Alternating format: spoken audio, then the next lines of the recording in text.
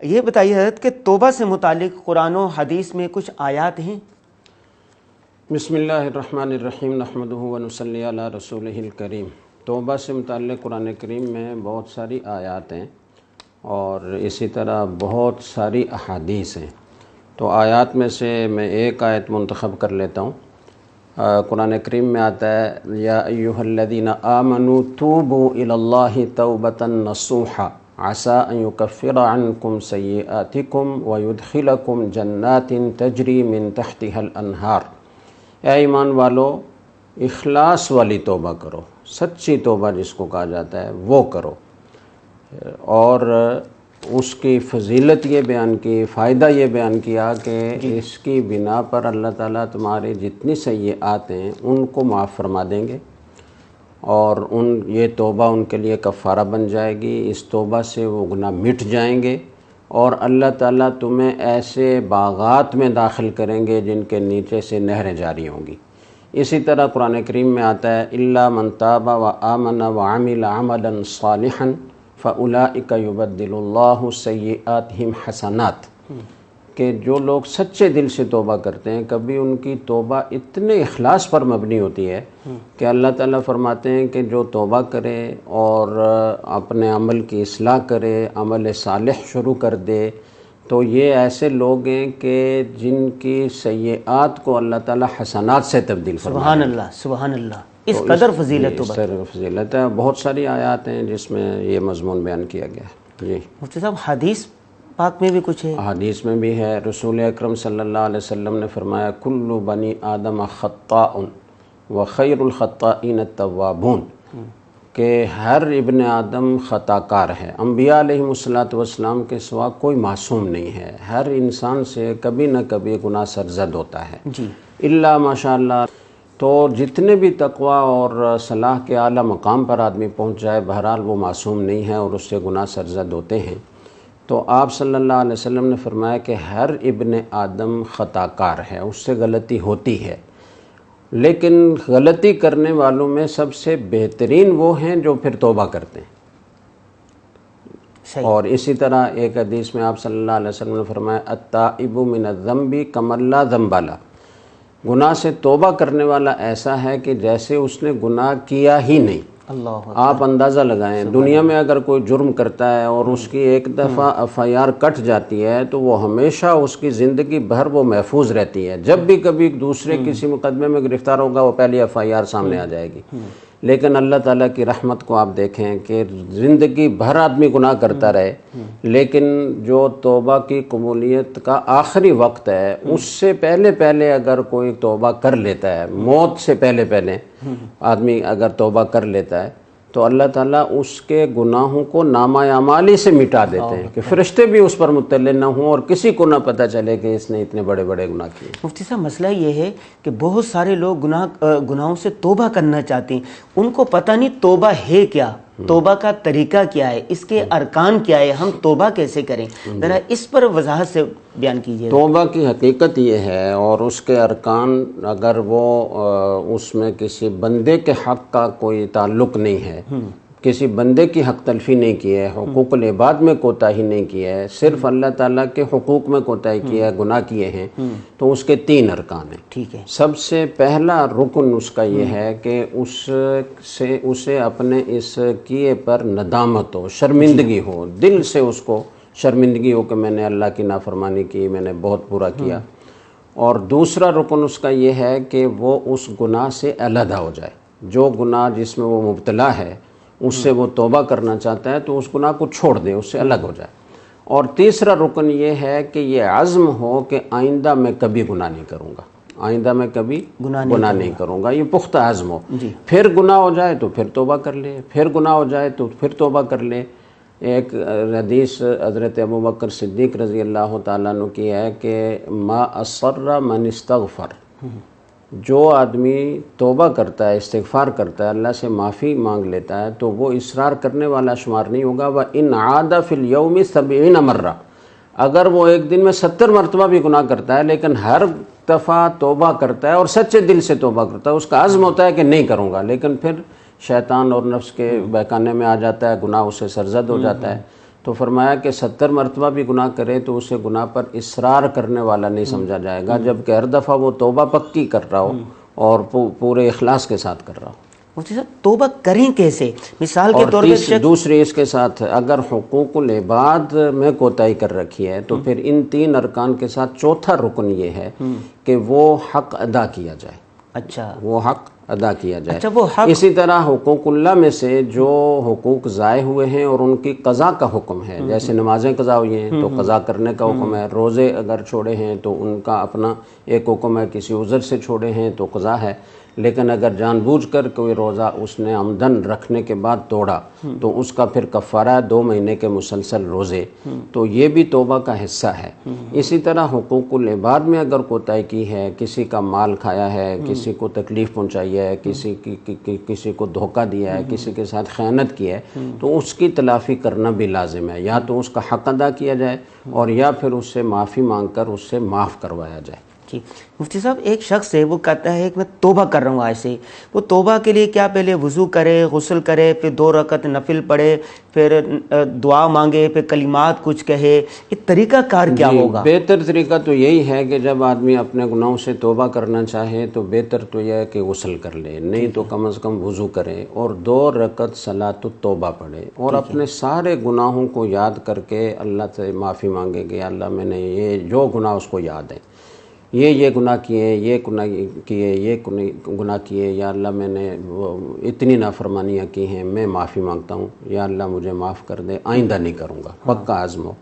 اور جو گناہ یاد نہیں ہیں ان کے بارے میں کہہ دے یا اللہ جو یاد ہیں وہ بھی معاف فرما دے، جو یاد نہیں ہیں وہ بھی معاف فرما دے، تو اس طریقے سے توبہ مکمل ہو جاتی ہے اور یہ بہتر طریقہ ہے۔ ورنہ تو اصل چیز کیا ہے؟ دل کی ندامت اور دل سے توبہ استغفار۔ اے اللہ مجھے معاف فرما دے، استغفر اللہ الذی لا الہ الا هو الحی القیوم واتوب الیہ، استغفر اللہ ربی من کل ذنب واتوب الیہ، میں ہر گناہ سے معافی مانگتا ہوں جو میں نے کیے ہیں، یا اللہ میں آپ کی طرف رجوع کرتا ہوں، آپ میری توبہ قبول فرما لیجئے۔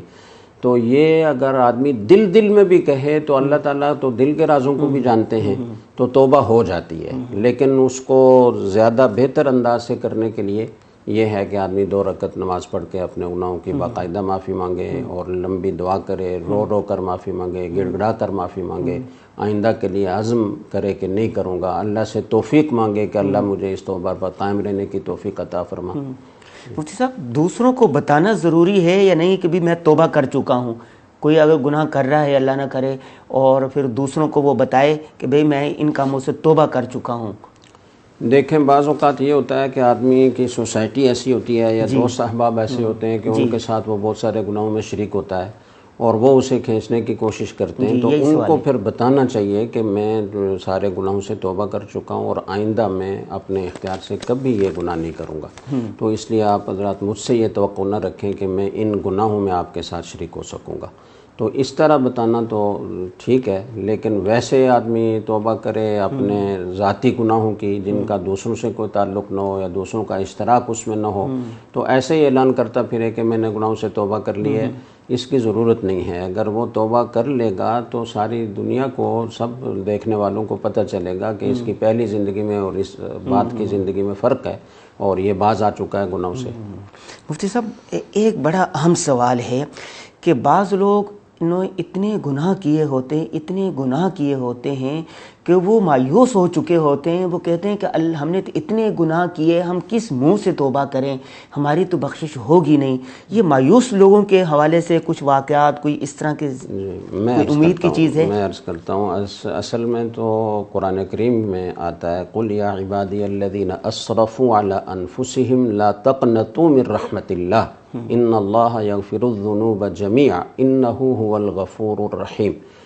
اے میرے وہ بندو، کیسا پیارا خطاب ہے، یعنی اللہ تعالیٰ کے نافرمان بندے ہیں، اللہ تعالیٰ کے بغاوت کرنے والے بندے ہیں، لیکن اللہ تعالیٰ ان سے یہ کہتا ہے کہ اے میرے بندو، آپ صلی اللہ علیہ وسلم کو خطاب ہے کہ آپ ان کو یہ کہہ دیجئے کہ اے میرے وہ بندو جنہوں نے اپنی جانوں پر ظلم کیا ہے، یعنی گناہ کر کے میرا تو کوئی نقصان نہیں کیا۔ مفتی صاحب، یہ خطاب اسی طرح جیسے ہم کہتے ہیں اے میرے پیارے بیٹے، ہاں ایسے ہی، سبحان اللہ سبحان اللہ۔ تو اس طرح خطاب کر کے اللہ نے فرمایا کہ جنہوں نے اپنی جانوں پر ظلم کیا ہے، اسراف کیا ہے، حدود سے تجاوز کیا ہے، تم اللہ کی رحمت سے مایوس نہ ہو، اللہ کی رحمت سے مایوس نہ ہو۔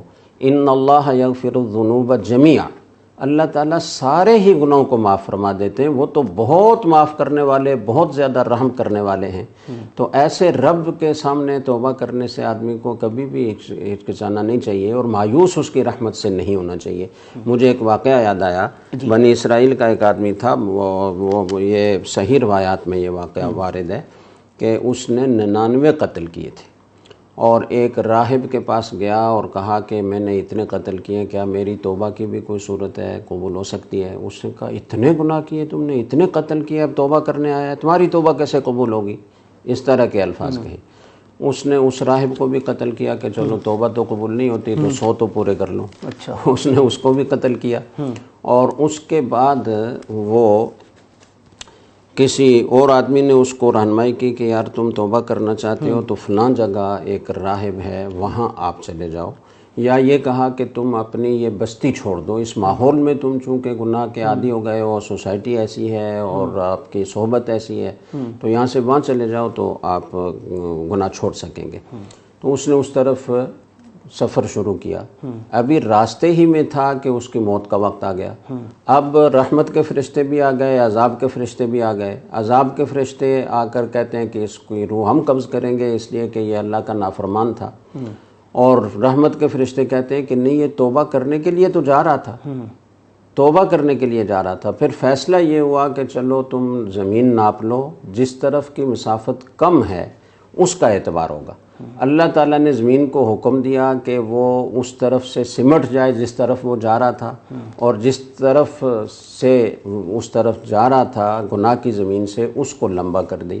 تو اللہ تعالیٰ نے اس طرف کی زمین کو لمبا کر دیا، اور جس طرف جا رہا تھا اس طرف کی زمین کو سکیڑ دیا، وہ مختصر ہو گئی، تو وہ فاصلہ کم رہ گیا، تو رحمت کے فرشتوں نے اس کی روح قبض کی۔ اللہ اکبر۔ اور ایک دفعہ یعنی کس قدر رب کی رحمتیں، اللہ کی رحمتیں، اللہ کی بہت رحمتیں، اور اللہ تعالیٰ توبہ کرنے سے بہت خوش ہوتے ہیں، اس لیے مایوس کبھی نہیں ہونا چاہیے کہ میری مغفرت کیسے ہوگی مجھے۔ اللہ تعالیٰ کو تو میں آپ کو ایک حدیث سناتا ہوں، ترمذی کی روایت ہے، اس میں یہ ہے کہ یبن آدم، اے ابن آدم، اگر تم مجھ پر امید کرتے، مجھے پکارتے، لو دعوتنی وترجونی، تم مجھ سے امید رکھتے اور مجھے پکارتے تو میں تمہاری پکار کا جواب دیتا، میں تمہارے وہ گناہ جو تم سے ہوئے وہ معاف کر دیتا، ولا ابالی، اور مجھے اس کی کوئی پرواہ بھی نہ ہوتی۔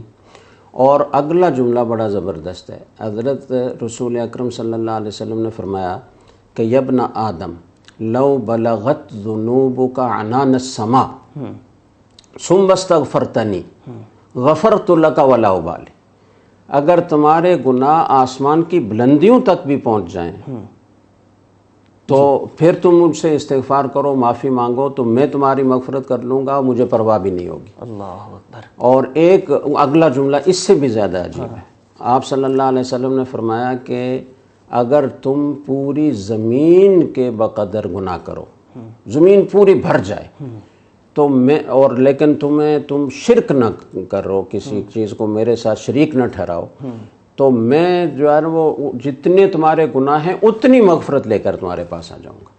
تو یہ اللہ تعالیٰ کی رحمت ہے۔ مجھے ایک اور واقعہ یاد آیا، جی، رسول اکرم صلی اللہ علیہ وسلم اور صحابہ کرام رضی اللہ تعالیٰ عنہم ایک طرف جا رہے تھے، تو دیکھا یا کسی مجلس میں تھے، تو ایک والدہ کو دیکھا کہ وہ اپنے بیٹے کو، اپنے بچے کو اپنے سینے کے ساتھ چپکا رہی ہے بڑی شفقت سے، محبت سے۔ تو آپ صلی اللہ علیہ وسلم نے فرمایا کہ کیا تمہارا خیال ہے کہ یہ والدہ اپنے اس بیٹے کو آگ میں پھینک سکتی ہے؟ قالوا لا واللہ، صحابہ کرام نے کہا کہ نہیں، اللہ کی قسم، یہ کیسے اپنے بیٹے کو جہنم میں پھینک سکتی ہے؟ تو آپ نے فرمایا کہ اللہ ارحم بعبادہ من ہذہ لطفلہا، اللہ تعالیٰ اپنے بندوں پر اس سے زیادہ رحم دل ہے جتنی یہ اپنے بچے کے لیے رحم دل ہے۔ اللہ اکبر۔ یہ اللہ تعالیٰ کا کرم، اللہ تعالیٰ کی رحمت ہے۔ وَإِنَّ رَحْمَتِي وَسِعَتْ كُلَّ شَيْءٍ فَسَأَكْتُبُهَا لِلَّذِينَ يَتَّقُونَ وَيُؤْتُونَ الزَّكَاةَ وَهُمْ بِآيَاتِنَا يُؤْمِنُونَ۔ اللہ تعالیٰ نے فرمایا کہ میری رحمت ہر چیز کو وسیع ہے، اور روایات میں آتا ہے آسمانوں اور زمینوں کو وسیع ہے، سب سے زیادہ بڑی ہے، وسعت والی ہے، اور میں اس رحمت کو ان لوگوں کے لیے گویا لازمی طور پر مختص کروں گا کہ جو تقوی اختیار کرتے ہیں، گناہوں سے بچتے ہیں، توبہ کرتے ہیں، اور جو زکوٰۃ ادا کرتے ہیں، جو ہماری آیات پر ایمان لاتے ہیں۔ تو یہ ایک اور واقعہ مجھے یاد آیا۔ جی ضرور۔ آپ صلی اللہ علیہ وسلم نے فرمایا کہ اللہ تعالیٰ بندے سے کتنا خوش ہوتے ہیں توبہ کرنے سے۔ اس کی مثال دی کہ ایک آدمی سفر میں جا رہا ہے اور ایک بیابان سے گزر رہا ہے، اور اس کی سواری کے اوپر ہی اس کا توشہ ہے، اس کا آزاد سفر ہے، اور اچانک وہ کہیں بدک کر بھاگ گئی، یا یہ آرام کے لیے سستانے کے لیے لیٹا اور وہ کہیں چلی گئی۔ اب اٹھ کر دیکھتا ہے، اس کو ڈھونڈتا ہے، اور پورے بیابان میں چکر لگا کر مایوس ہو کر واپس آ کر اسی درخت کے نیچے پتھر کا سہارا لے کر لیٹ جاتا ہے کہ بس اب تو موت ہی ہے، کہ اچانک وہ سواری سامنے آ جاتی ہے۔ یہ بندہ اتنا خوش ہوتا ہے اس کو دیکھ کر کہ یہ کہتا ہے اللہم انت عبدی و انا ربک۔ شدت فرح میں، یعنی مسرت کی انتہائی حالت میں حواس اپنے کھو بیٹھتا ہے، اور یہ کہتا ہے کہ اے اللہ تو میرا بندہ اور میں تیرا رب۔ تو اللہ تعالیٰ، آپ صلی اللہ علیہ وسلم نے فرمایا کہ للہ افرح من توب عبدہ من ھذا، جتنا یہ خوش ہوا ہے اور اس شدت مسرت کی وجہ سے اپنے حواس کو بیٹھا ہے اور الٹی بات کہہ گیا ہے، اللہ تعالیٰ اپنے بندے کی توبہ سے اس سے بھی زیادہ خوش ہوتے ہیں۔ تو اس لیے اللہ کی رحمت سے مایوس نہیں ہونا چاہیے، بس اللہ کے دروازے پر آنے کی دیر ہے، اللہ معاف کرنے کے لیے تیار۔ مفتی صاحب، رمضان المبارک شروع ہونے کو ہے، 1-2 دن باقی ہیں۔ آپ تمام ناظرین کو، سامعین، آپ جو سن رہے ہیں، یہ پروگرام جو دیکھ رہے ہیں، حضرت مفتی محمد صاحب آپ کو کلمات توبہ کہلوائیں گے، اور طریقہ مفتی صاحب نے بتا دیا، طریقے کا خلاصہ بھی بتا دیں گے اور کلمات توبہ دہرائیں گے۔ آپ بھی ساتھ پڑھیے تاکہ رمضان المبارک سے پہلے آپ پکی اور سچی توبہ کر لیں۔